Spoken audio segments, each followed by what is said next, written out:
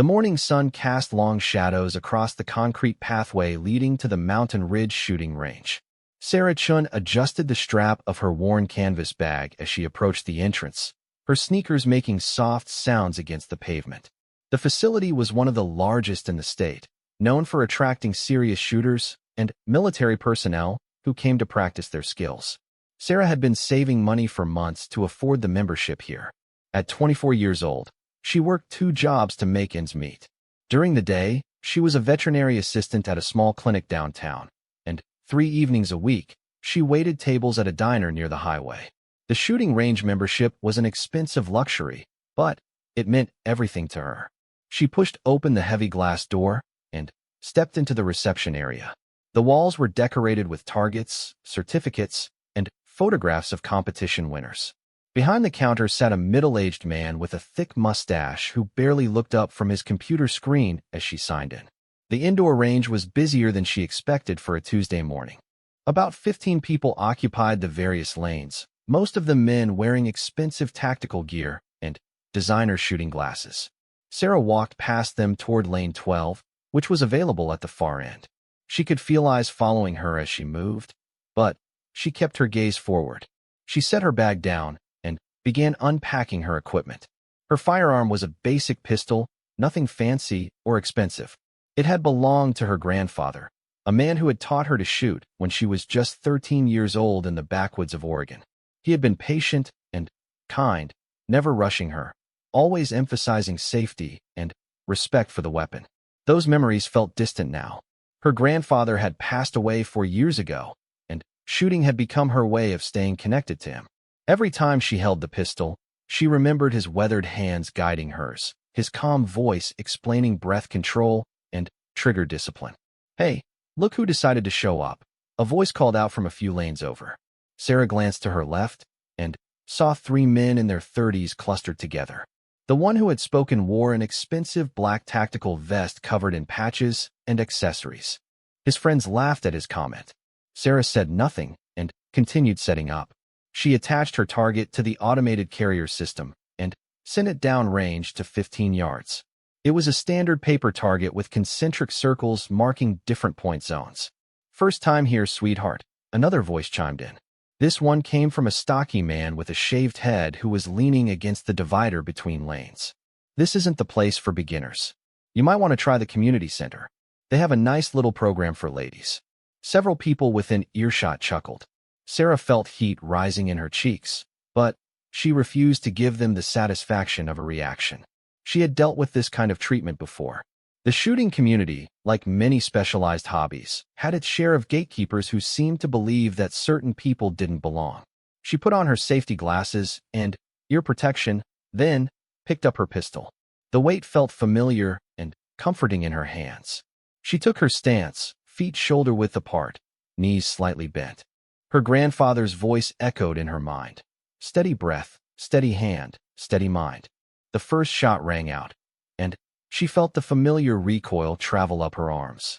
She fired 5 more rounds in quick succession, then pressed the button to bring her target back. When it arrived, she examined it closely. The grouping was tight, but slightly left of center. She made a mental note to adjust her aim. "Oh, this is going to be entertaining," the man in the tactical vest said loudly. "Did you see that grouping? My 8-year-old nephew shoots better than that." His companions erupted in laughter. One of them, a tall man with a goatee, added, "Maybe she's here for the Instagram photos. You know how it is these days. Everyone wants to look tough online." Sarah reset her target and sent it back downrange. She could feel frustration building inside her chest, but she channeled it into focus. Her grandfather had taught her that emotions were the enemy of precision. "Clear mind, clear shot," he used to say. She fired another magazine, this time adjusting her stance slightly and compensating for the leftward drift. When she brought the target back, the improvement was noticeable. The rounds were clustered tightly in the 8 and 9 rings, with 2 hitting the 10-ring dead center. "Beginner's luck," someone muttered. Sarah reloaded and continued practicing. She spent the next 30 minutes working on her technique, gradually increasing the distance of her target. At 25 yards, her accuracy remained consistent. She was in her element now, the mockery fading into background noise as she concentrated on each shot.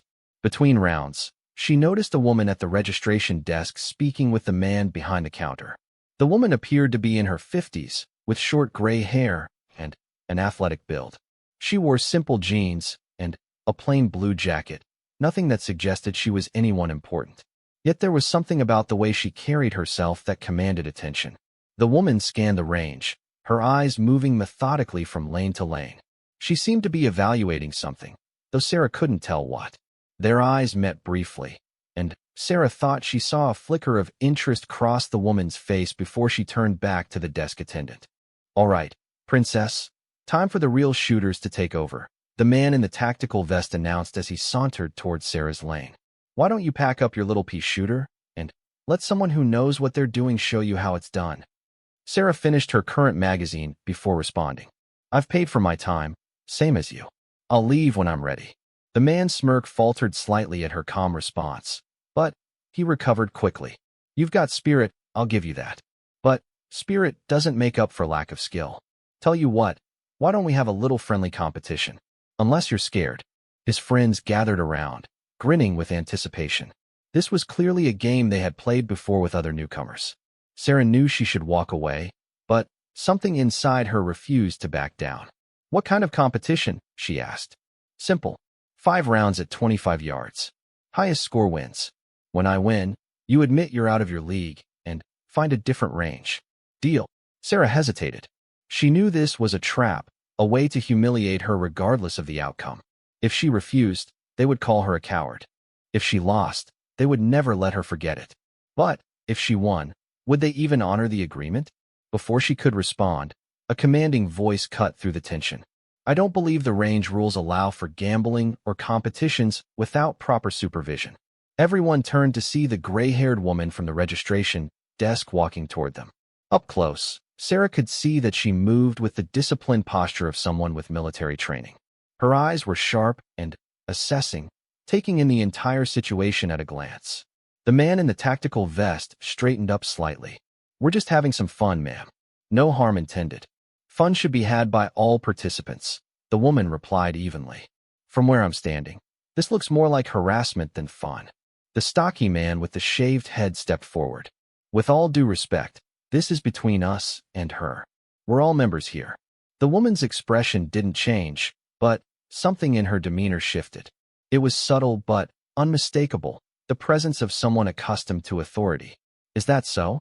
And you believe your membership entitles you to create a hostile environment for other members?" An uncomfortable silence fell over the group. Several other shooters had stopped to watch the confrontation, curious about what would happen next. Sarah found her voice. "It's okay. I can handle this myself." The woman turned to her, and Sarah saw respect in those sharp eyes. "I'm sure you can. But you shouldn't have to. Not here, not anywhere." She turned back to the group of men. "Gentlemen, I suggest you return to your own lanes and focus on your own shooting.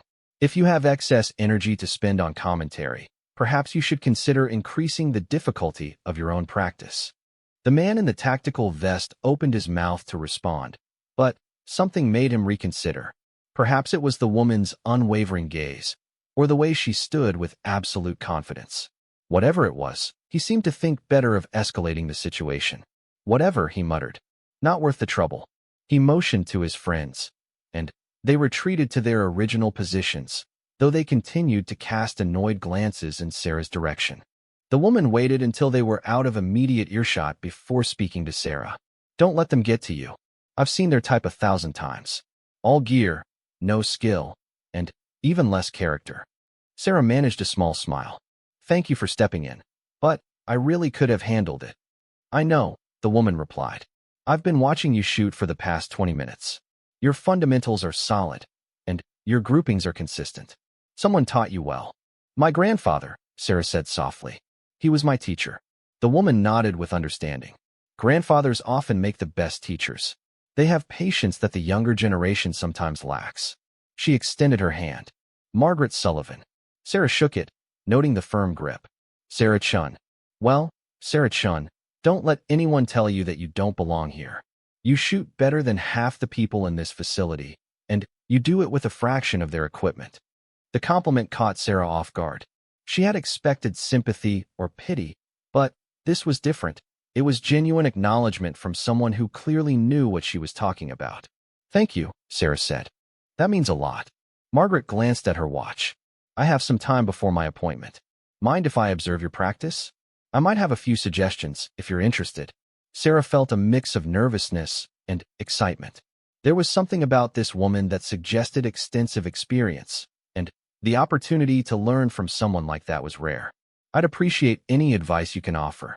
For the next 45 minutes, Margaret watched Sarah shoot and offered occasional comments. Her suggestions were precise and helpful: minor adjustments to stance, breathing techniques for better stability, ways to improve follow-through. Under her guidance, Sarah's accuracy improved noticeably. The men who had mocked her earlier continued their own practice, but Sarah noticed they kept glancing over, clearly bothered by the attention Margaret was giving her. It was petty, but Sarah couldn't help feeling a small sense of satisfaction. As Sarah prepared to leave, Margaret pulled a business card from her pocket. It was simple and white, with just a name and phone number printed in black letters. No title, no company name, nothing to indicate what Margaret did for a living. "If you're interested in improving your skills further, give me a call," Margaret said. "I run a training program that might interest you." Sarah took the card, studying it curiously. "What kind of training program?" Margaret's smile was enigmatic. "The kind that turns good shooters into exceptional ones. But it's not for everyone. It requires dedication, discipline, and a willingness to be challenged." Before Sarah could ask more questions, Margaret's phone buzzed. She glanced at it and sighed. "I need to take this. Think about my offer, Sarah. You have potential, and it would be a shame to see it wasted because some insecure men made you feel unwelcome." With that, Margaret walked toward the exit, already speaking into her phone in low tones. Sarah stood there for a moment, turning the business card over in her hands. The encounter had been strange and unexpected, but also strangely uplifting. As she packed up her equipment, she noticed the man in the tactical vest watching her from across the range. When their eyes met, he quickly looked away, suddenly, very interested in cleaning his firearm. Sarah allowed herself a small smile as she slung her bag over her shoulder and headed for the exit. The morning had not gone as she expected, but perhaps that was a good thing. As she stepped out into the bright sunlight, she slipped Margaret's business card into her pocket, already wondering about the mysterious training program and what it might entail. She had no way of knowing that this chance encounter would change the entire trajectory of her life, or that the gray-haired woman who had defended her was about to reveal secrets that would explain everything about her calm authority and the respect she commanded without even trying. 3 days passed before Sarah found the courage to call the number on Margaret's business card. She had carried it with her constantly, pulling it out during quiet moments at work or while lying in bed at night, studying the simple black text as if it might reveal hidden meanings. Finally, on Friday evening after her shift at the diner, she sat in her small apartment and dialed the number. Her hands were slightly sweaty as she pressed the phone to her ear, listening to it ring once, twice, 3 times. "Sullivan." The voice was crisp and professional, instantly recognizable as Margaret. "Hi, this is Sarah Chun. We met at the Mountain Ridge Range a few days ago. You gave me your card and mentioned a training program." There was a brief pause. Then, warmth entered Margaret's tone. "Sarah, yes. I'm glad you called. I was hoping you would. Are you interested in learning more about what I do?" "Yes, I am. But I have to be honest, I'm not sure I can afford expensive training right now. I work 2 jobs just to cover rent and the range membership." Margaret made a thoughtful sound. "The program I'm thinking of doesn't cost money. It requires time and commitment, but there are no fees involved. In fact, participants receive a modest stipend for their participation. Are you free tomorrow morning? I'd like to meet with you and explain everything in detail." Sarah's mind raced. A training program that paid her instead of charging her? It seemed too good to be true, which made her cautious. "Where would we meet?" "There's a cafe called The Morning Grind on Chester Avenue. Do you know it? We could meet there at 8 o'clock if that works for you." Sarah knew the place. It was a small, family-owned coffee shop that served excellent breakfast sandwiches and had comfortable seating areas that were never too crowded. It seemed like a safe, public location for a meeting. I can be there at 8, Sarah confirmed. Excellent. I look forward to speaking with you more. And Sarah, come with questions. I want you to feel completely comfortable with any decisions you make. After they hung up, Sarah sat on her couch for a long time, staring at her phone. Part of her wondered if she was being naive, if this was some kind of elaborate scam. But another part of her, the part that trusted her instincts, told her that Margaret was genuine. There had been something about the woman's demeanor at the range, a sense of honor and integrity that couldn't be faked. The next morning, Sarah arrived at the morning grind 15 minutes early. She ordered a black coffee and claimed a corner table where she could see the entrance. The cafe smelled wonderful, like fresh-baked pastries and roasted coffee beans. A few other customers sat scattered throughout the space, reading newspapers or working on laptops. Margaret arrived exactly at 8 o'clock, demonstrating the punctuality that Sarah was coming to expect from her. She wore casual clothes, khaki pants, and a green pullover sweater, but still carried herself with that distinctive military bearing. "Good morning," Margaret said, settling into the chair across from Sarah. "I hope you haven't been waiting long. Just a few minutes. I'm an early person. That's a good quality." Margaret ordered her own coffee when the server came by, then turned her full attention to Sarah. "Before we discuss the program, I want to know more about you. Tell me about your grandfather and how you learned to shoot." Sarah hadn't expected to start there, but she found herself opening up. She talked about summers in Oregon, about the patient man who had taught her not just marksmanship, but respect for firearms and the responsibility that came with them. She mentioned how he had served in the military decades ago, though he rarely spoke about his time in service. Margaret listened intently, occasionally nodding or asking clarifying questions. When Sarah finished, Margaret leaned back in her chair with a thoughtful expression. "Your grandfather sounds like he was a remarkable man," Margaret said. "The kind of teacher who understands that skill without character is worthless. That's becoming rarer these days." "He was special," Sarah agreed. "I still miss him." "I'm sure you do." Margaret's coffee arrived, and she took a sip before continuing. "Sarah, what I'm about to tell you needs to stay confidential. Not because it's classified or dangerous, but because the program I work with values discretion. Can I trust you to keep this conversation between us?"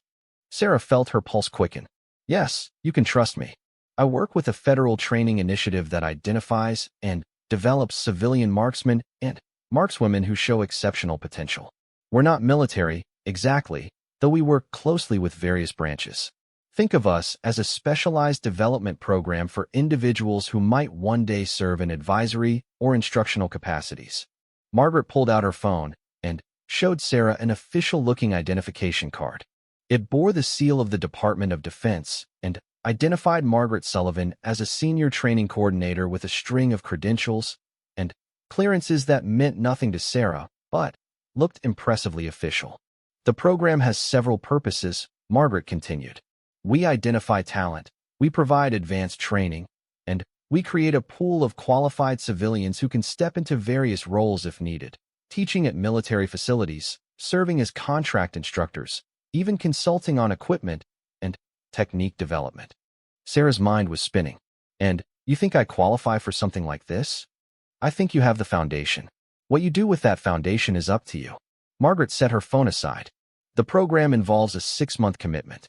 You would train 3 days a week at a private facility outside the city. We cover all costs, ammunition, equipment rental, even travel expenses. Participants receive $1,000 per month as a stipend." The number made Sarah's eyes widen. $1,000 a month would make an enormous difference in her life. She could quit her evening job at the diner and focus on the veterinary work she actually cared about.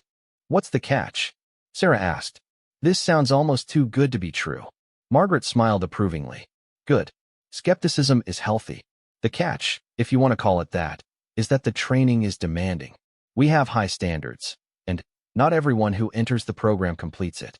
If you quit or fail to meet the requirements, you forfeit the stipend for that month. Additionally, we conduct background checks and require various legal agreements regarding confidentiality." "What happens after the 6 months?" "That depends on your performance and your interests. Some participants simply complete the program and return to their normal lives with improved skills. Others discover opportunities, jobs as civilian instructors, consulting positions, even career changes into federal service. There's no obligation either way. Sarah took a long drink of her coffee, buying time to think. It sounded legitimate, and Margaret's credentials appeared real, but it was still a major commitment. Can I think about it? Of course. Take a week if you need it. But I should mention that we only accept new participants 4 times a year, and the next intake begins in 2 weeks. If you decide you're interested, you need to complete the application process quickly. Margaret reached into her bag and pulled out a folder, which she slid across the table to Sarah. Everything is explained in detail here. Program overview, participant agreement, contact information for past participants if you want to speak with them. Read through it carefully. Ask questions. Do your research. I want you to make an informed decision.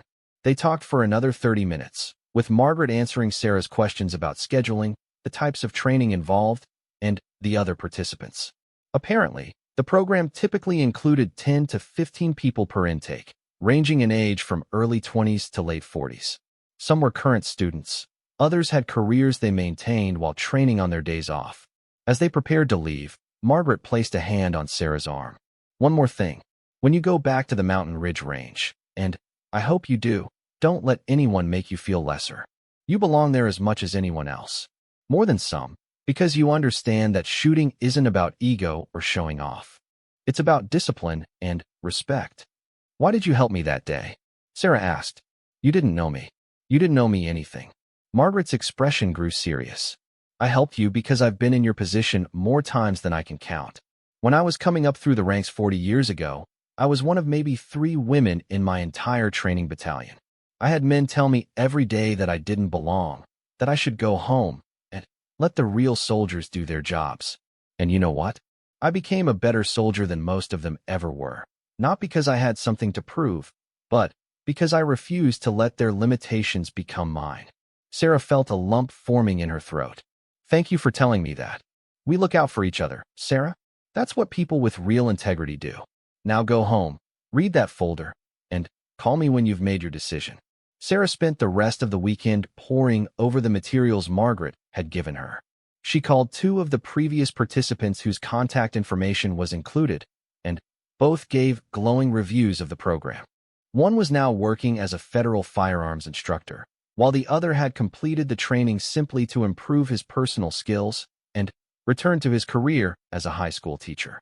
She also did her own research online, searching for Margaret Sullivan and the training program. What she found confirmed everything Margaret had told her.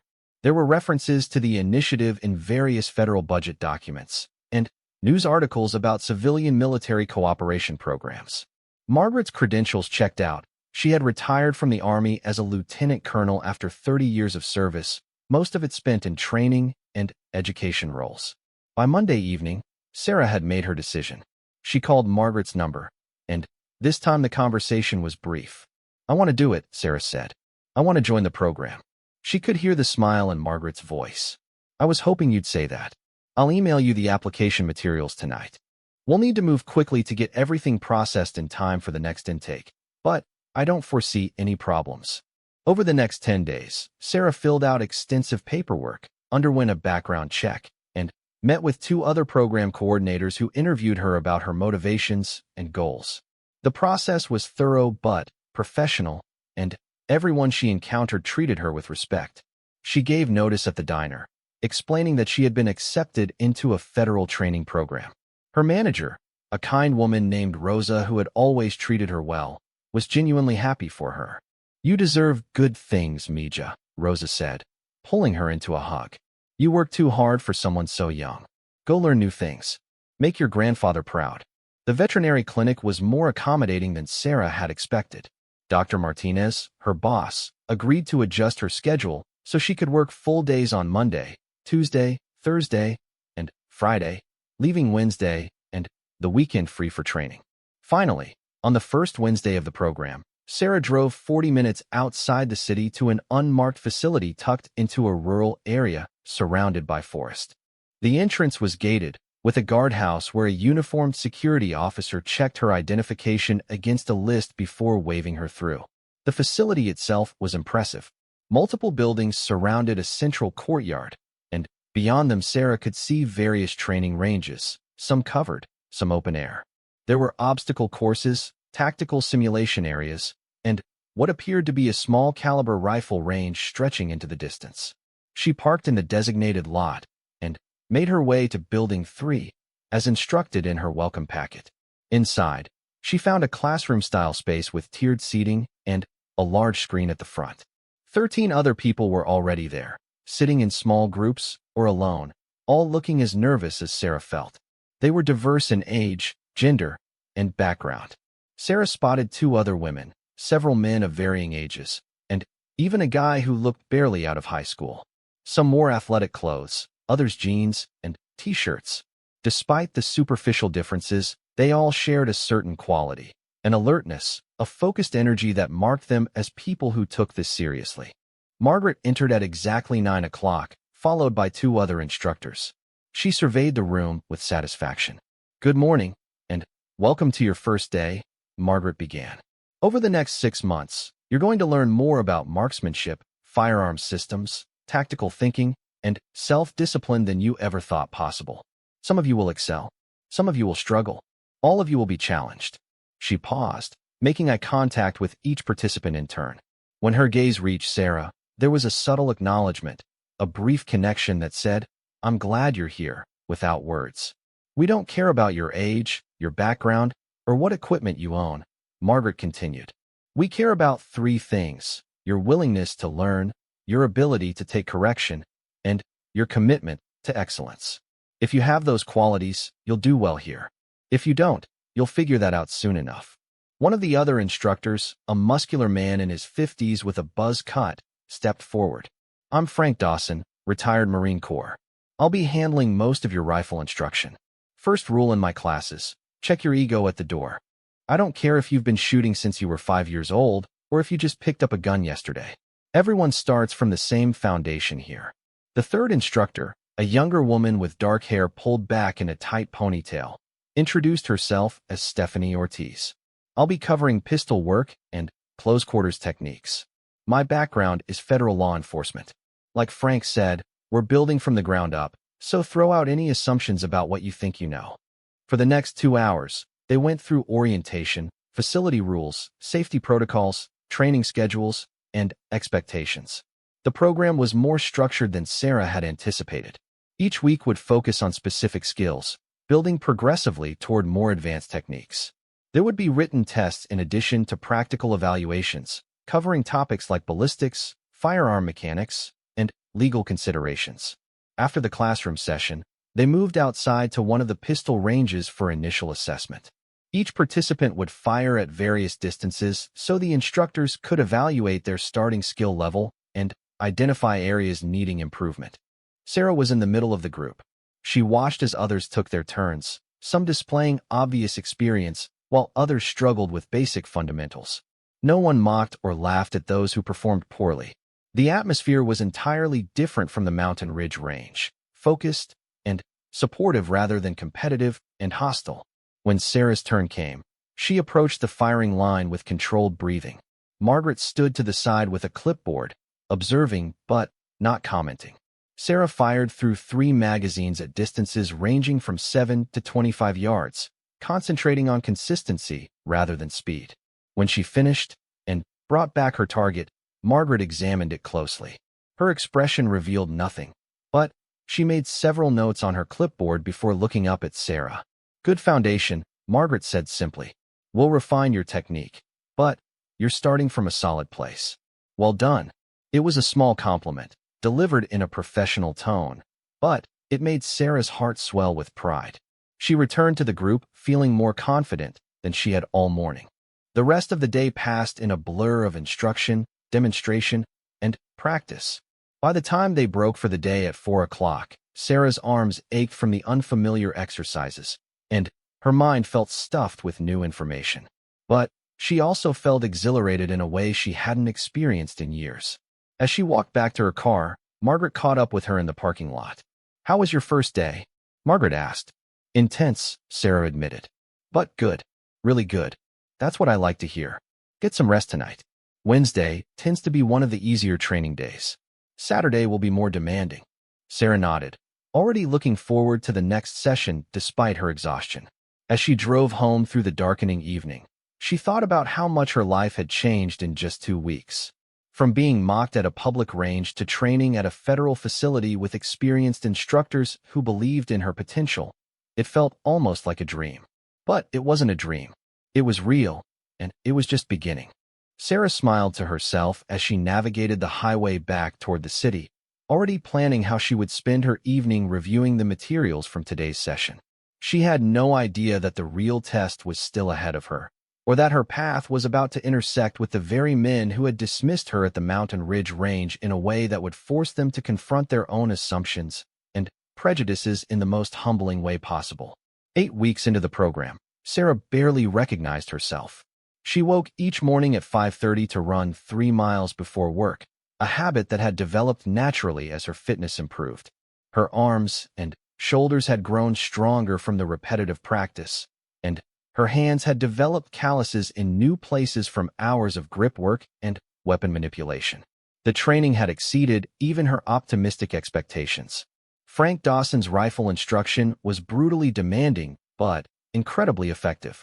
He had a gift for identifying the smallest flaws in technique and correcting them with precise, actionable feedback. Under his guidance, Sarah had progressed from basic marksmanship to hitting man-sized targets consistently at 300 yards. Stephanie Ortiz's pistol classes were equally challenging. She emphasized speed without sacrificing accuracy, teaching them to transition between targets, reload under pressure, and maintain control even when physically exhausted. Sarah had learned to clear malfunctions instinctively, to shoot from unconventional positions, and to make split-second decisions about when to engage and when to hold fire. But it was Margaret who remained Sarah's primary mentor. Beyond the technical skills, Margaret taught something deeper, the mental discipline that separated adequate shooters from exceptional ones. She introduced concepts like visualization, stress inoculation, and the importance of consistent mental routines. These lessons extended far beyond the range, influencing how Sarah approached challenges in every aspect of her life. The other participants had become something like a family. There was James, a 35-year-old accountant who possessed surprising natural talent despite having minimal experience before the program. Rachel, one of the other women, worked as an emergency room nurse and brought an intensity to training that reflected her high-pressure career. Miguel, the youngest participant at 19, was studying engineering and approached shooting with the methodical precision of someone solving complex problems. They pushed each other, celebrated improvements, and offered support during difficult sessions. The competitive atmosphere Sarah had encountered at Mountain Ridge was entirely absent here. Everyone understood that individual excellence didn't require diminishing others. Sarah had maintained her membership at Mountain Ridge, though she rarely had time to visit. Work and training consumed most of her schedule, leaving little room for recreational shooting. But one Saturday afternoon, after an especially demanding morning session at the federal facility, she decided to stop by the public range on her way home. The place felt different now. She walked past the reception desk with confidence, nodding at the attendant who recognized her as a regular member. The range was moderately busy, with perhaps 10 people occupying various lanes. Sarah immediately spotted the man in the tactical vest, the one who had mocked her on her first visit. He was there with his usual companions, clustered together and clearly enjoying their own private jokes. Sarah claimed a lane on the opposite side of the facility and began setting up.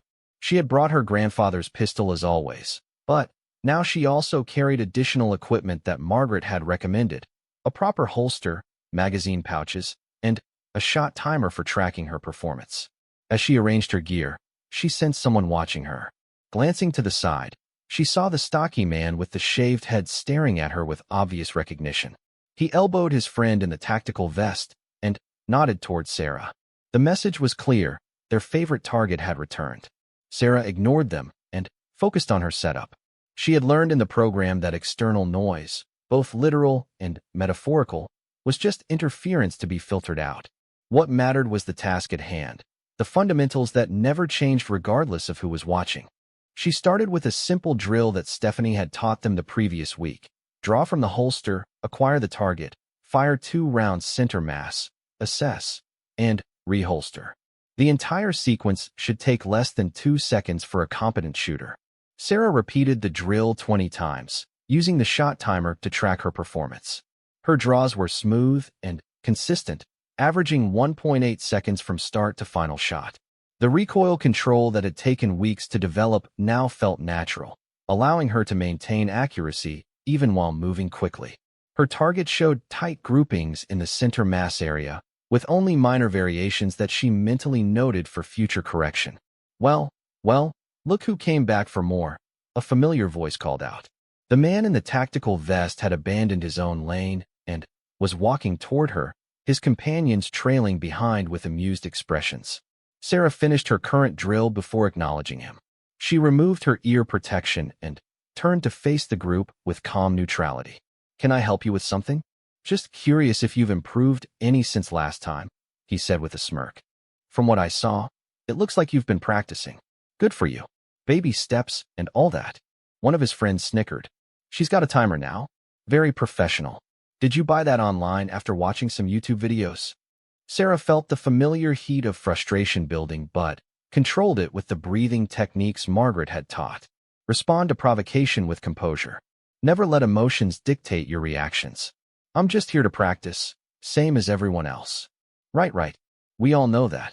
The tactical vest man leaned against the lane divider, adopting a posture of exaggerated casualness. "Hey, remember that competition I proposed last time?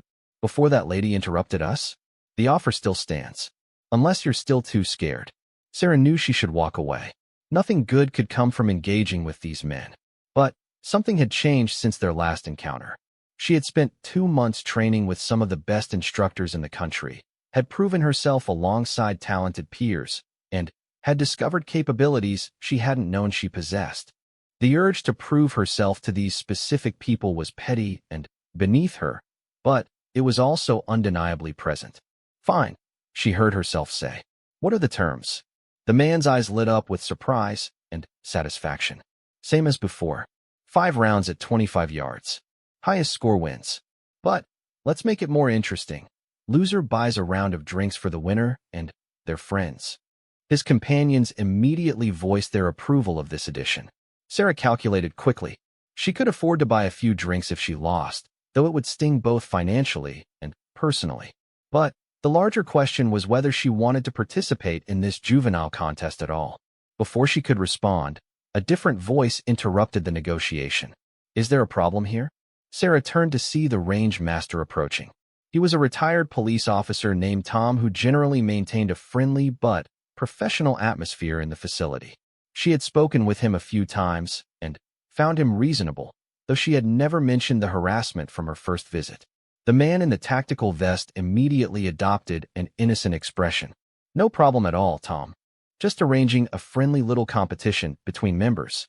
Nothing against the rules, right?" Tom looked between the group and Sarah with an evaluating gaze. "Competitions are allowed as long as all participants consent, and there's no money changing hands. Is this something you want to do, miss?" Sarah could feel everyone watching her, waiting to see how she would respond. She thought about Margaret's words. "You belong there as much as anyone else. More than some, because you understand that shooting isn't about ego or showing off." "Yes," Sarah said clearly. "I consent to this competition." Tom nodded slowly. "All right then. Standard rules apply. I'll supervise to ensure everything stays safe and fair. Let me get the score sheets." 5 minutes later, they were set up at adjacent lanes. Tom had printed official score sheets and would evaluate each target personally to eliminate any disputes about scoring. A small crowd had gathered to watch, including several regular members who had noticed the commotion. The tactical vest man would shoot first. He made a show of preparing his expensive custom pistol, a gleaming weapon covered in accessories and modifications. His friends offered encouragement and fist bumps as he stepped up to the line. Tom called the range cold and allowed him to proceed. The man fired 5 rounds in quick succession, his technique showing the confidence of someone who had practiced extensively.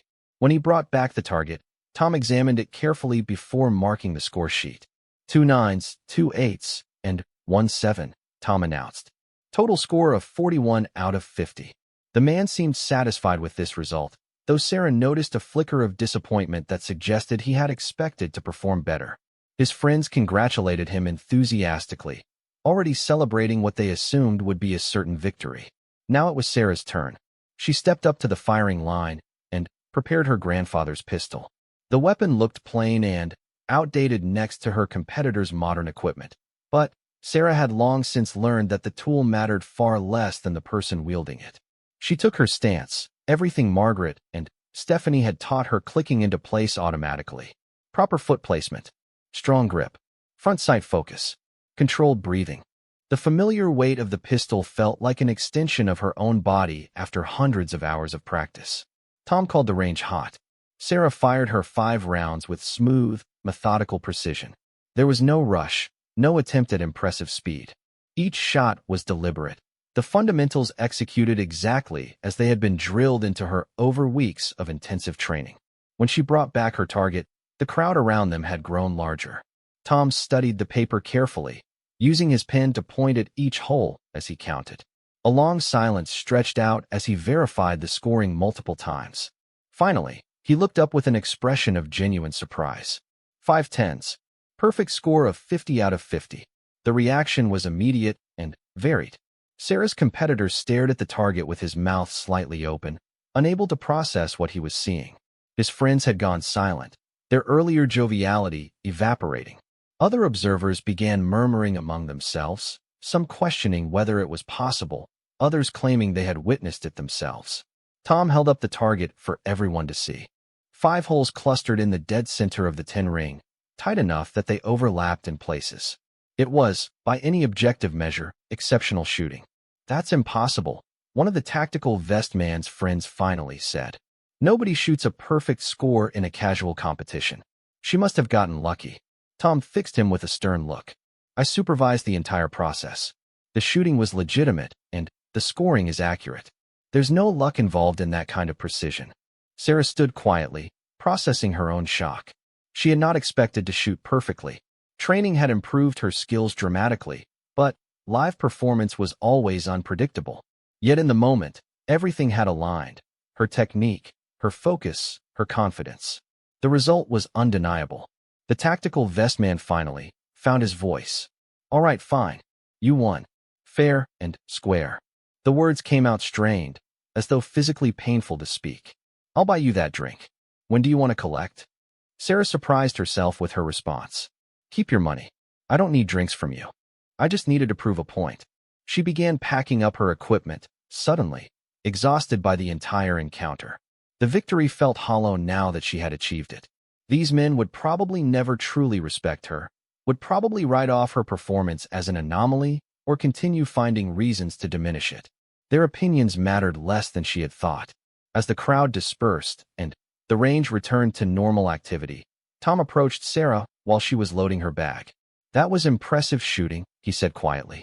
I've been running this range for 15 years, and I can count on one hand the number of times I've seen perfect scores in competition conditions.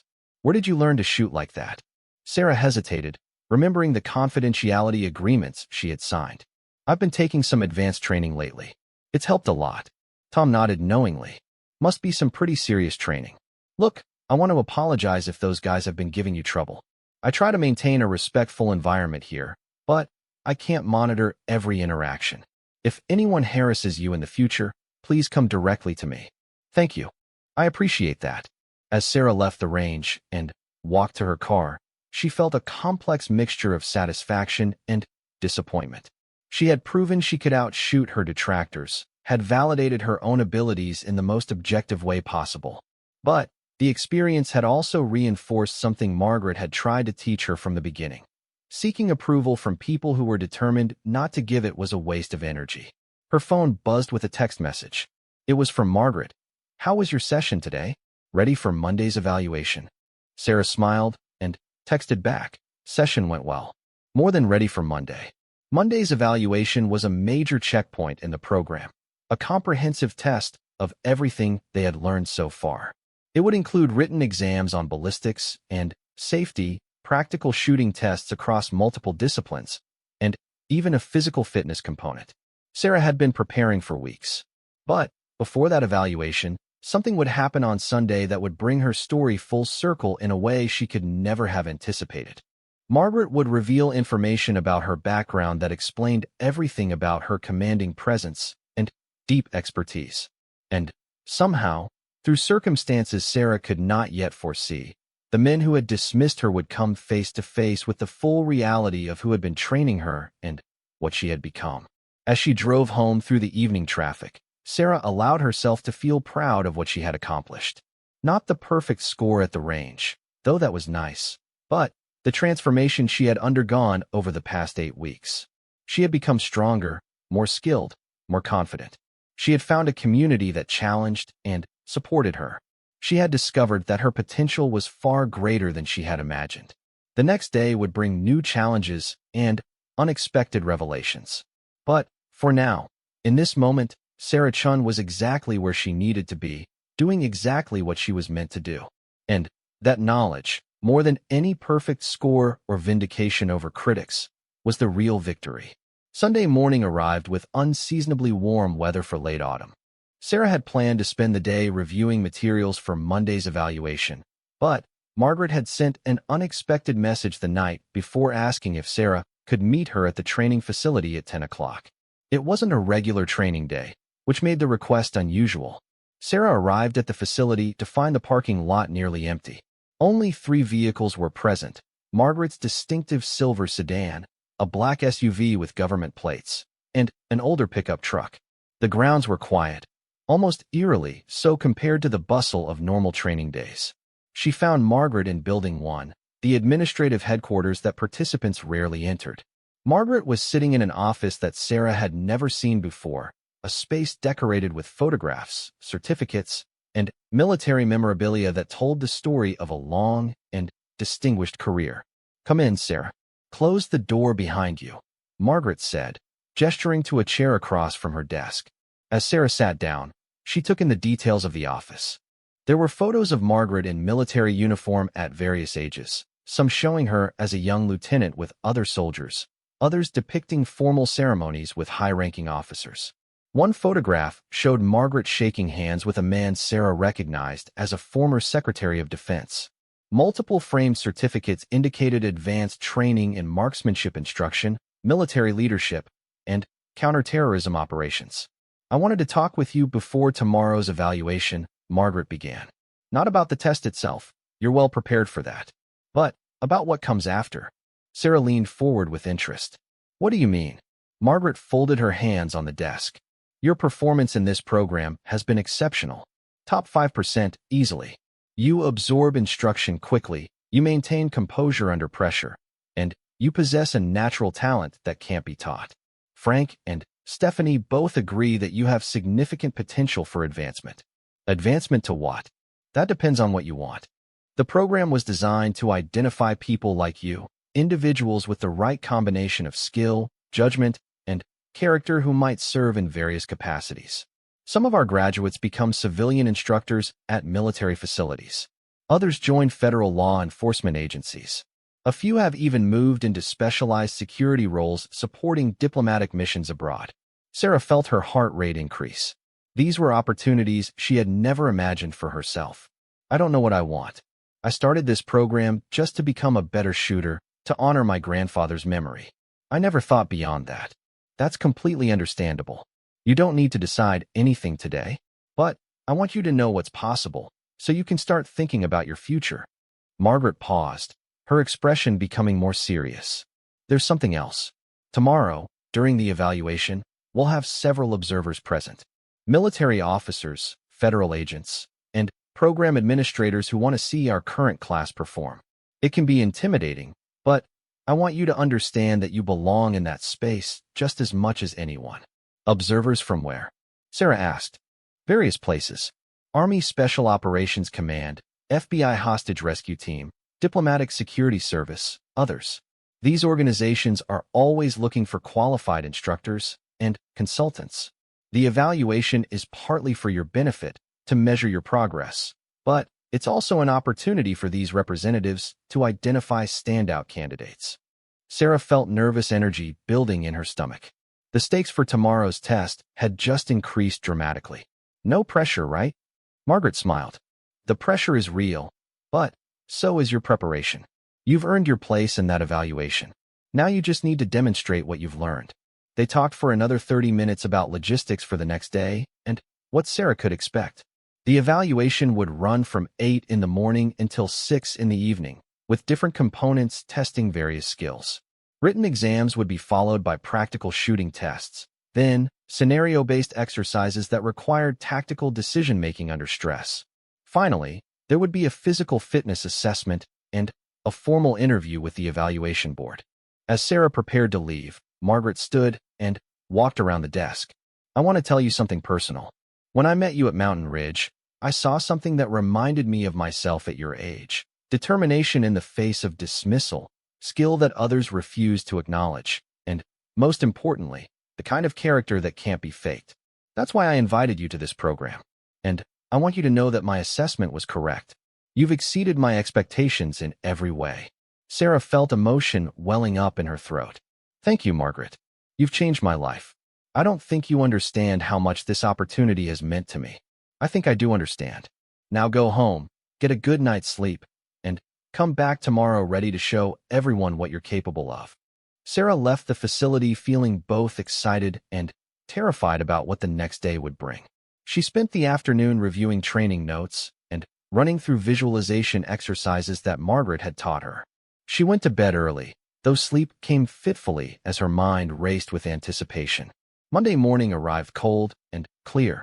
Sarah dressed in the athletic clothes specified for the evaluation, plain black pants, and a gray shirt with no logos or decorations. She arrived at the facility at 7:30 to find the parking lot already filling with vehicles. Several people in military uniforms moved between buildings, and she could see other participants gathering near Building 3 with expressions of nervous determination.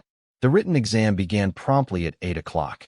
Sarah and her 13 fellow participants sat in a large classroom while proctors distributed test booklets. The questions covered everything from basic firearms safety to advanced ballistics calculations, from legal considerations to tactical theory. Sarah worked through the problems methodically, grateful for the study sessions she had done with James and Rachel. After the written portion concluded at 10 o'clock, they moved outside to the rifle range for the first practical test. This was where Sarah saw the observers Margaret had mentioned. About 15 people in various uniforms and professional attire stood on an elevated viewing platform behind the firing line. She recognized Margaret and Frank among them, along with several stern-looking individuals she had never seen before. The rifle test required participants to engage targets at distances from 50 to 400 yards, demonstrating proficiency with both semi-automatic and bolt-action weapons. Sarah had always been stronger with pistols than rifles, but Frank's patient instruction over the past weeks had elevated her performance significantly. She controlled her breathing, remembered the fundamentals, and methodically engaged each target.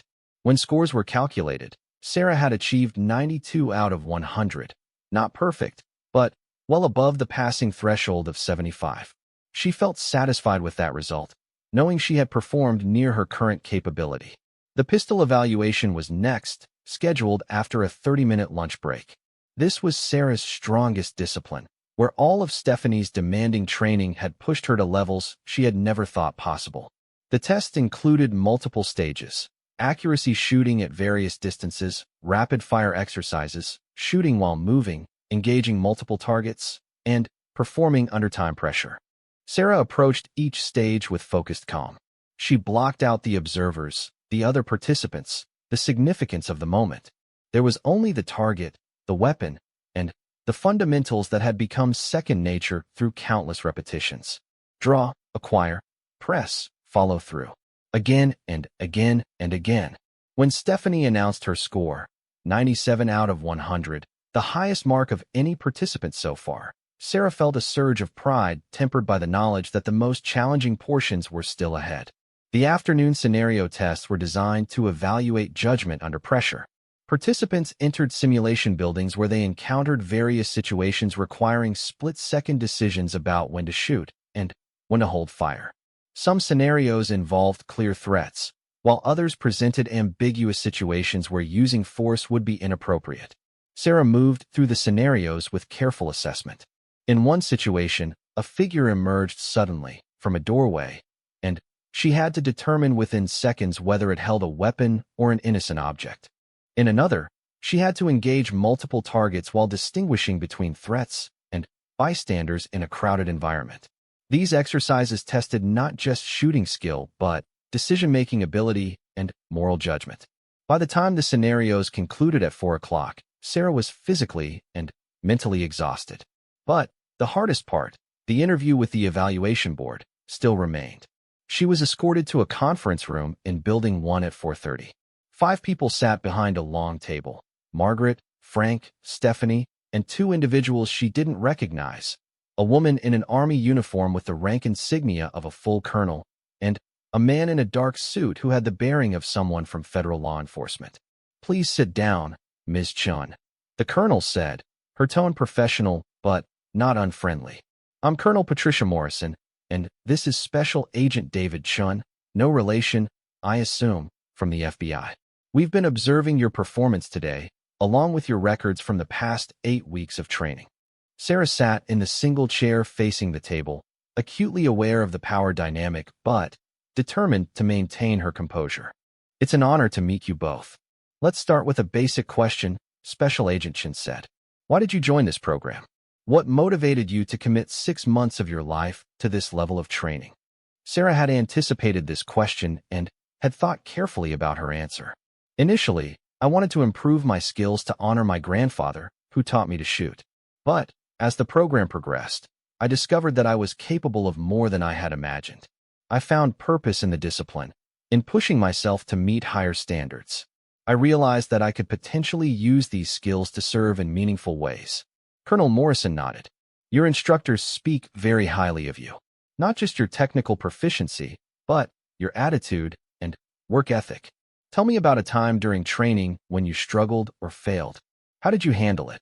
Sarah thought back over the past weeks. In week 4, during advanced pistol drills, I hit a wall. My performance plateaued, and I couldn't figure out what I was doing wrong.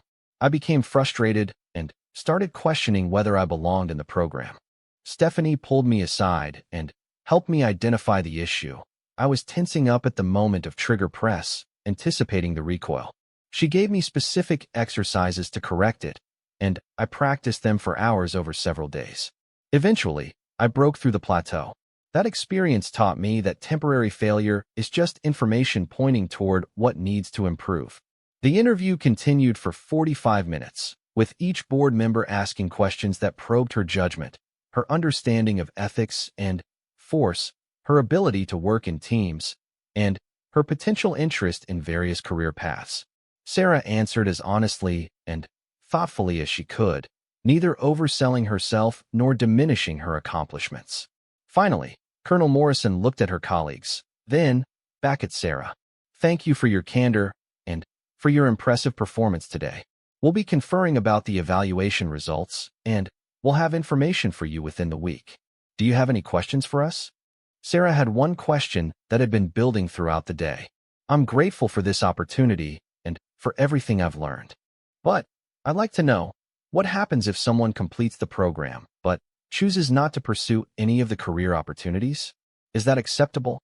Special Agent Chin smiled slightly. "Absolutely. This program exists to identify potential, not to recruit people into jobs they don't want. If you complete the training and decide to return to your current life as a veterinary assistant, that's perfectly fine. You'll have developed valuable skills and will always have the option to pursue opportunities in the future if your interests change." "Thank you. That's reassuring." As Sarah stood to leave, Margaret caught her eye and gave a slight nod of approval. The gesture was subtle but spoke volumes. Sarah had done well, had represented herself and the program with honor. She left the conference room and walked outside into the early evening darkness. Most of the other participants had already departed, heading home to recover from the grueling day. Sarah stood in the parking lot for a moment, breathing in the cold air and letting the tension drain from her body. Her phone buzzed with a text message from Rachel. "How did it go?" "I'm dying here." Sarah texted back, "Survived. We'll tell you everything Wednesday." As she drove home, Sarah reflected on how far she had come since that morning at Mountain Ridge, when men had mocked her for daring to occupy space in their domain. She thought about the perfect score she had shot in the petty competition, and how empty that victory had felt compared to today's challenges. Real achievement, she had learned, wasn't about proving yourself to people who doubted you. It was about pushing past your own limitations, embracing difficulty, and discovering capabilities you didn't know you possessed. It was about finding mentors who believed in your potential and being part of a community that elevated everyone. She didn't know yet what the future held, whether she would pursue a career using her newfound skills or whether she would complete the program and return to the simpler life she had before. But she knew that regardless of what came next, she had been fundamentally changed by this experience. She had discovered strength and competence that would serve her in every aspect of life, long after the program ended. What Sarah didn't know, what she couldn't possibly know, was that her story with the men from Mountain Ridge wasn't finished. One more encounter awaited, an intersection of circumstances that would bring together everything she had become with everyone who had doubted her. And when that moment arrived, it would not be Sarah who forced a reckoning. It would be Margaret, in a revelation that would reframe everything and demonstrate the true meaning of earned authority and respect. 2 weeks after the evaluation, Sarah received formal notification that she had successfully completed the midpoint assessment with distinction. Her overall score placed her second among all 14 participants, and she had been recommended for consideration in advanced training tracks should she choose to pursue them. The news filled her with quiet satisfaction, though she still hadn't decided what she wanted to do after the program concluded. Life had settled into a comfortable rhythm. She continued working at the veterinary clinic, where Dr. Martinez had mentioned the possibility of additional responsibilities and a raise if she was interested. Her friendships with the other program participants had deepened, and they often met outside of training hours to study, practice, or simply share meals and conversation. On a Saturday morning 3 weeks after the evaluation, Sarah decided to visit Mountain Ridge one final time. Her membership was expiring at the end of the month, and she had decided not to renew it. The federal facility provided superior training opportunities, and the atmosphere at Mountain Ridge had never fully recovered the appeal it might once have held. She arrived at mid-morning to find the range unusually crowded. As she signed in at the desk, the attendant mentioned that a special event was happening that day, a demonstration by a visiting military instructor who was touring civilian facilities to promote marksmanship and build community relationships between military and civilian shooters. "It's pretty exciting," the attendant said enthusiastically. "She's supposed to be some kind of legend. Retired Army, trained thousands of soldiers over her career. They've set up a special viewing area in the main range if you want to watch after you finish your practice." Sarah felt a strange premonition, but dismissed it as coincidence. The military had thousands of retired instructors. The chances that it would be someone she knew were vanishingly small. She made her way to the range, and was pleased to find that Lane 12 was available, the same lane she had occupied on her very first visit months ago. As she unpacked her equipment, she noticed the 3 men who had mocked her that first day. They were positioned near the front of the range, speaking with several other shooters about the upcoming demonstration. The tactical vest man was there, along with his usual companions, all of them displaying the same arrogant confidence they had shown before. Sarah set up her station and began her practice routine. She had developed a structured approach to training sessions, always starting with fundamentals before moving to more complex drills. Accuracy first, then speed, then performance under pressure. The methodical progression reflected everything she had learned about building genuine skill rather than just impressive-looking technique. After 45 minutes of focused practice, an announcement came over the facility's public address system. "Attention, all range users. The special demonstration will begin in 15 minutes in the main range area. All shooters, please make your weapons safe and proceed to the viewing area behind lane 1. Sarah cleared her pistol and secured it in her bag, then joined the flow of people moving toward the designated viewing area. A small crowd had already gathered, perhaps 40 or 50 people, ranging from serious competitors to casual hobbyists. Temporary bleachers had been set up to provide seating, and range staff were ensuring everyone stayed behind the safety line. The tactical vest man and his friends had claimed front-row positions, speaking loudly about their own shooting accomplishments and speculating about what the demonstration might include.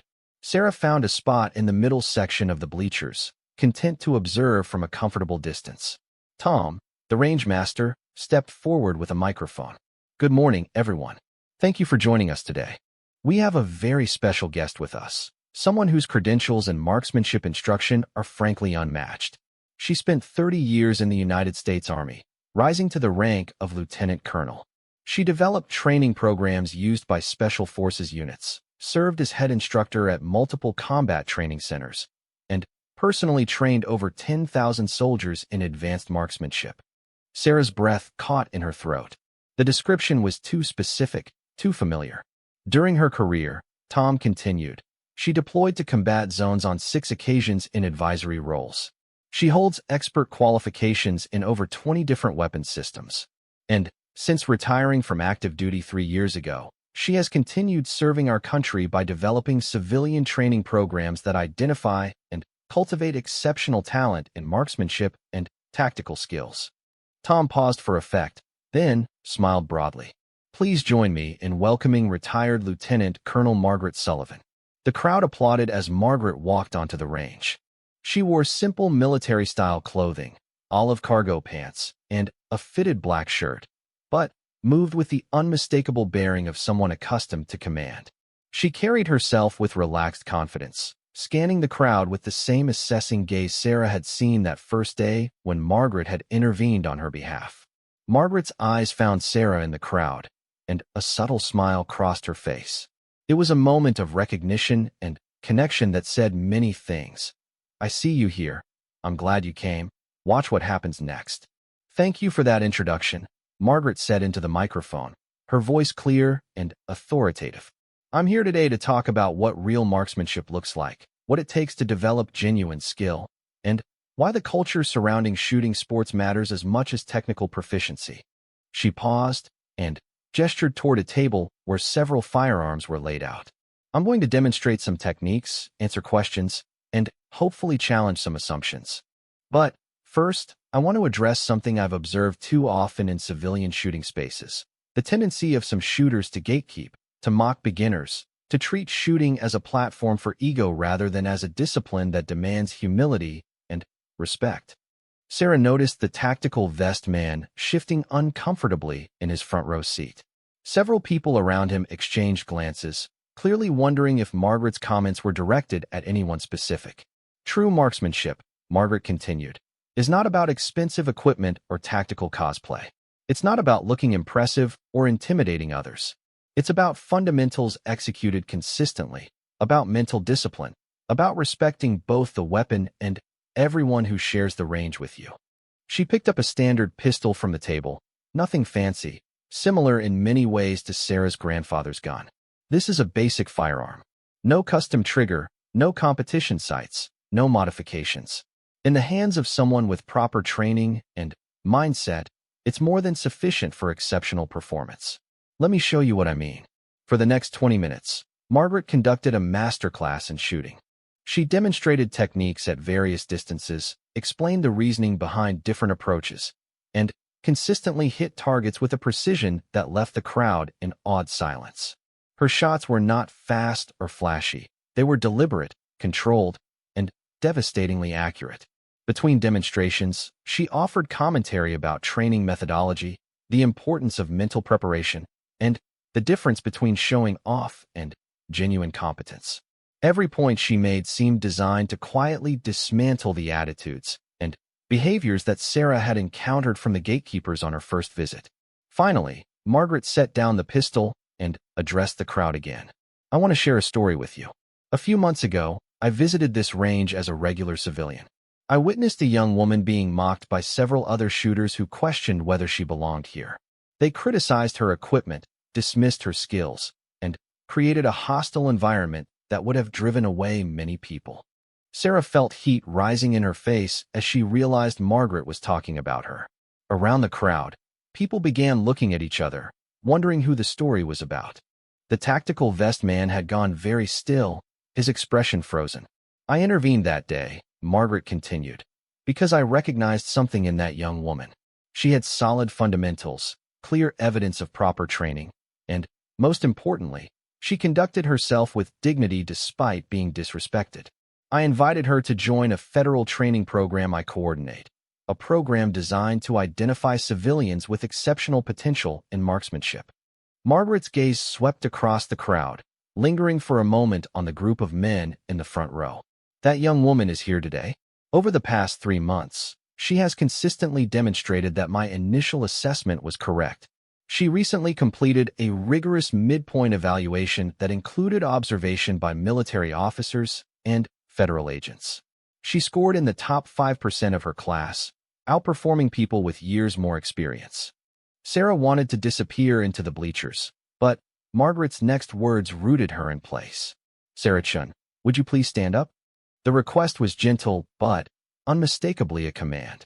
Sarah stood on shaking legs, aware of every eye in the facility turning toward her. She saw recognition dawning on the faces of the men who had dismissed her, saw the complex mixture of shock, embarrassment, and disbelief.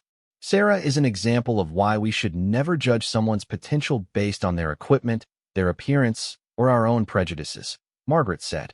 She represents everything that's right about shooting sports: respect for the craft, commitment to improvement, and character that doesn't require putting others down. Margaret set down the microphone and walked toward the bleachers. The crowd parted as she approached Sarah's position. When she reached Sarah, she did something unexpected. She raised her hand in a crisp military salute. The gesture hung in the air for a long moment, formal and profound. Margaret was saluting not Sarah's rank, she had none, but her character, her achievement, her embodiment of the values that mattered. In military culture, a salute was a sign of respect, typically rendered from junior to senior. By reversing that convention, Margaret was making a powerful statement about what truly deserved honor. Sarah, unsure of how to respond, returned the salute awkwardly but sincerely. The crowd around them had gone absolutely silent, the significance of the moment not lost on anyone present. Margaret lowered her hand and spoke quietly, though her words carried in the stillness. "You've made me proud, Sarah. Your grandfather would be proud too." Then, in a voice loud enough for the surrounding crowd to hear, she added, "The federal government is fortunate to have identified someone of your caliber. Whatever path you choose, you'll excel at it." As Margaret returned to the demonstration area, the crowd erupted in applause. Sarah sat down quickly, overwhelmed by the attention, but also deeply moved by Margaret's public acknowledgement. She glanced toward the front row and saw the tactical vest man staring at the floor, his face red with shame. His companions were equally subdued, the arrogance completely drained from their postures. The demonstration continued for another 30 minutes, but Sarah barely registered it. Her mind was spinning with the implications of what had just happened. Margaret had used this public platform not to humiliate the men who had dismissed Sarah, though that was certainly a side effect, but to make a broader point about culture, respect, and the values that should define the shooting community. When the event concluded, people began approaching Sarah with congratulations and questions about the federal program. Several asked for advice on improving their own skills. Others simply wanted to express respect for her accomplishments. The attention was uncomfortable, but also validating in ways Sarah had never experienced. Tom, the range master, pulled her aside as the crowd dispersed. "I owe you an apology," he said seriously. "I knew there were problems with some of our members creating hostile environments, but I didn't do enough to address it. What happened to you on your first visit was unacceptable, and I should have been more proactive about fostering a respectful culture here." Sarah appreciated the acknowledgement. "Thank you for saying that. It means a lot." Margaret spoke with me before the demonstration. Tom continued. "She made it clear that ranges like ours have a responsibility to maintain standards of conduct, not just safety. I'm implementing new policies about harassment and gatekeeping behavior. Anyone who creates a hostile environment for other members will lose their membership permanently." As Sarah prepared to leave, she noticed the tactical vest man approaching her hesitantly. His friends had already left, apparently unable to face the situation. He stopped a few feet away, his earlier confidence completely absent. "I owe you an apology," he said quietly. The way I treated you was wrong. I made assumptions based on nothing, and I tried to make you feel small because it made me feel bigger. That was pathetic, and I'm sorry." Sarah studied him for a moment, trying to determine if the apology was sincere or simply a response to being publicly embarrassed. She decided it didn't really matter. "I accept your apology. We all make mistakes. What matters is whether we learn from them." "I will. I promise."